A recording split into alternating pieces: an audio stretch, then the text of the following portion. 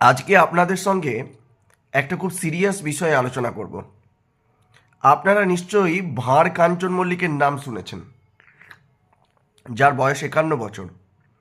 সম্প্রতি এই ভাঁড় কাঞ্চন বুড়ো ভামড়া 28 বছর বয়সী শ্রীময়ীকে বিয়ে করেছিল কিছুদিন আগে।